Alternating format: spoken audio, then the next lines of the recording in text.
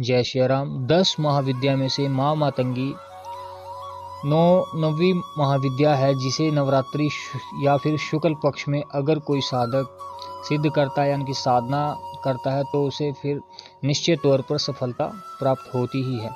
फिर चाहे साधक की जीवन में कोई भी समस्या चल रही हो, घर में रोग रोगी या फिर धन धान्य से लेकर कोई भी समस्या या किसी का किया कराया, अगर ऐसी समस्या से कोई साधक जूझ रहा है तो साधक इन सभी से छुटकारा पाने के लिए माँ मातंग की साधना को करने मात्र से ही अपने जीवन को खुशहाल बना सकता है। फिर एक तरह से साधक इस साधना को अगर कर ले तो सामने फिर कितनी भी भीड़ हो, उस भीड़ से अपनी बात मनवाने में सक्षमता रखता है। बड़ी ही यह उच्च स्तर की साधना है और एक लाभकारी साधना है। तो आज इसी साधना से जुड़ी जानकारी हम आप तक लेकर आए हैं। उससे पहले जो साधक नए हैं वह हमारे चैनल को सब्सक्राइब कर दे ताकि आध्यात्मिक और साधना भक्ति से जुड़ी जानकारी आप तक पहुंचती रहे। ये साधना मात्र 21 दिन की साधना है।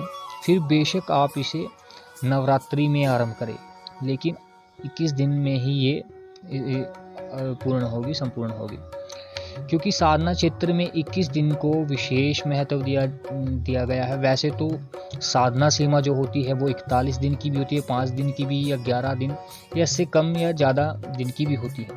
लेकिन 21 दिन की साधना एक विशेष साधना मानी जाती है। तो साधक कोई भी अगर सिद्धि करने बैठे तो 21 दिन की साधना में वह सिद्धि प्राप्त कर सकता है, बड़ी आसानी से प्राप्त कर सकता है। और यह सत्य प्रमाण पर कई साधकों द्वारा प्रमाणित भी है कि कई साधकों ने 21 दिन में जो है कोई भी वह सिद्धि हो वह उन्होंने प्राप्त की हुई है। तो चलिए विधि बताते हैं। इस 21 दिन की साधना को रात्रि 10 बजे से करना है। इस साधना में माँ मातंगी यंत्र को एक लाल वस्त्र लेकर एक चौकी पर आपने बिछाकर माँ मातंगी यंत्र को स्थापित कर देना है। स्थापित करने से पहले थोड़ा सा गंगा जल का उस पर छिड़काव कर लें ताकि वह शुद्धि हो जाए। अब उसके पश्चात आपने अपने बैठने के लिए भी लाल आसन और लाल वस्त्रों का ही प्रयोग करना है। यंत्र बिछाने के बाद एक थाली ले लें और उसमें एक शुद्ध गाय के घी का दिया जला लें।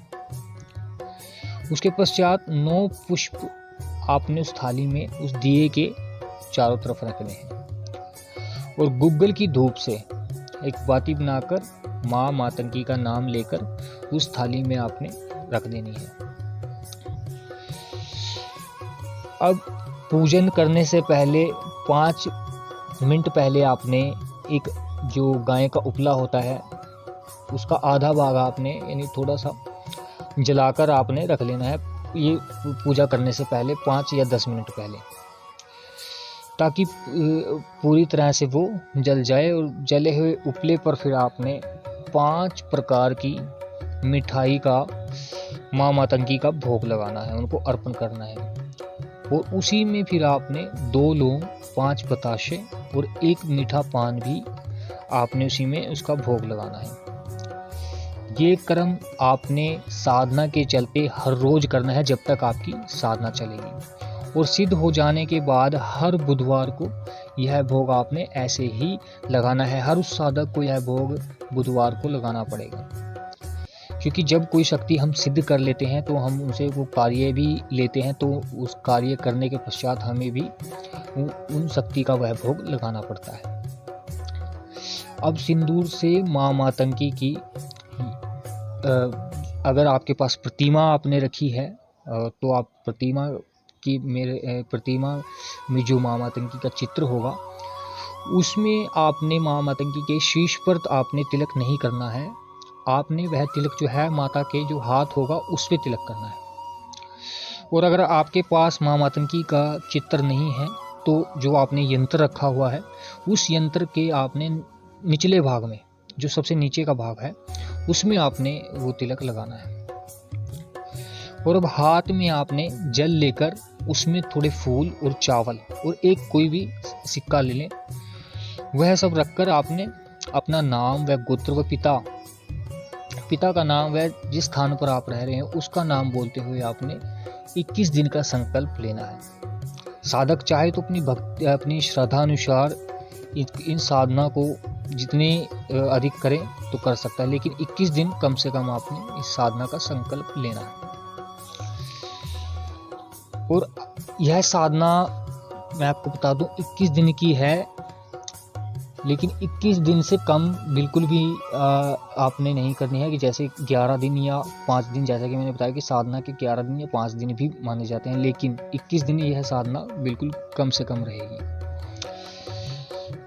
और 21 दिन का संकल्प लेने के बाद आपने उसमें 11 माला मंत्र जप करने का संकल्प लेना। यह भी जो 11 माला मंत्र है यह भी कम से कम आपका रहेगा, इससे कम आपने बिल्कुल भी संकल्प नहीं लेना है।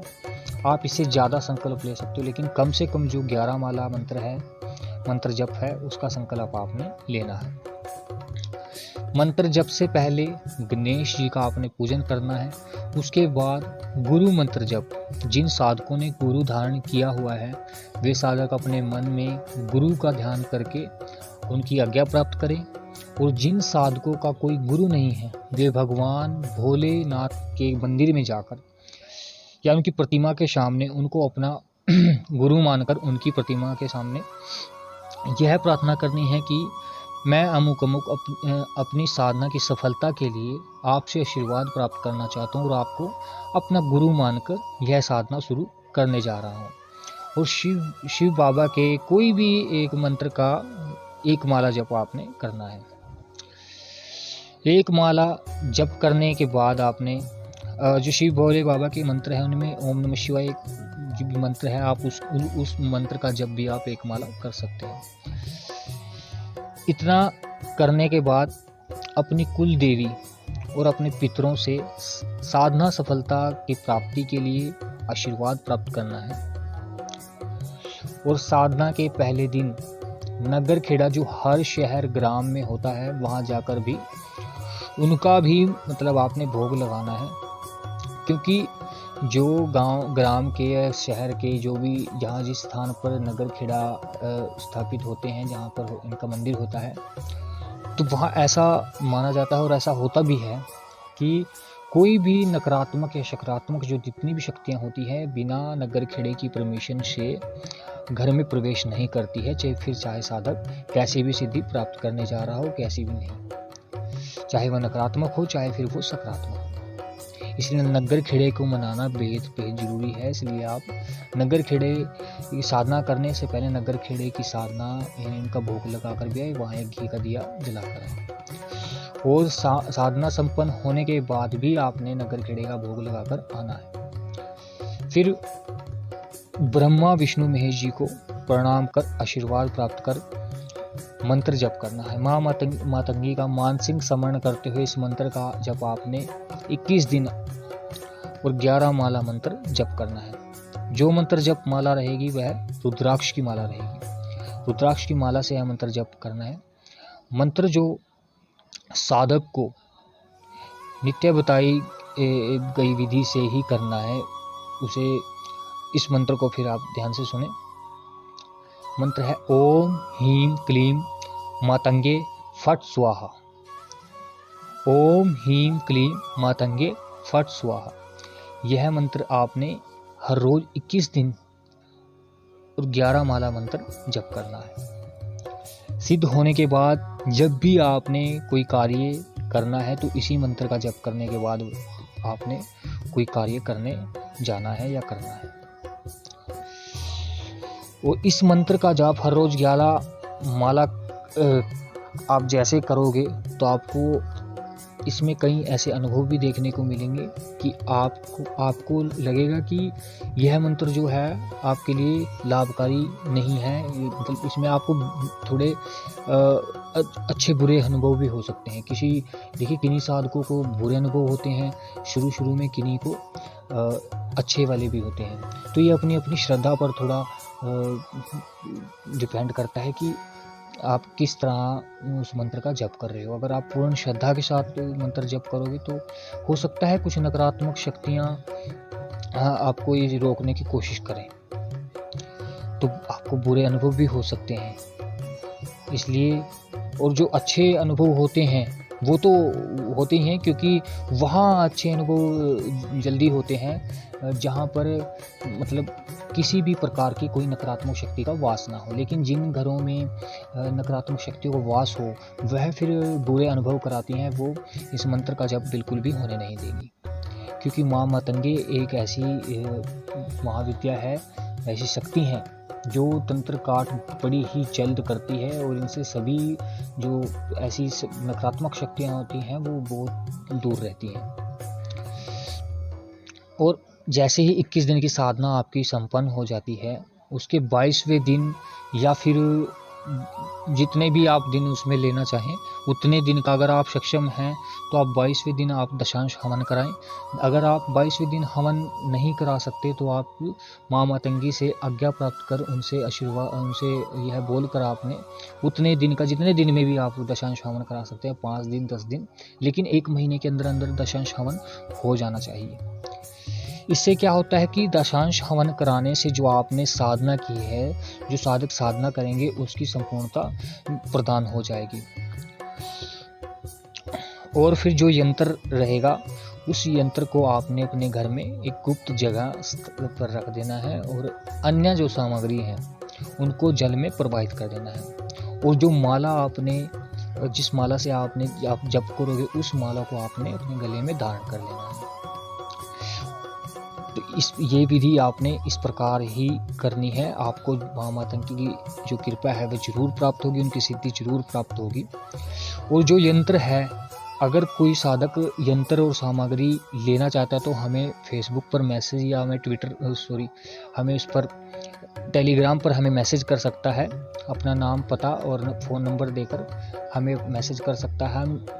माँ मातंगी यंत्र का प्राण प्रतिष्ठा करके आपको कोरियर द्वारा आपके घर पे या आपके एड्रेस पे भेज दिया जाएगा। तो यह वह साधना थी।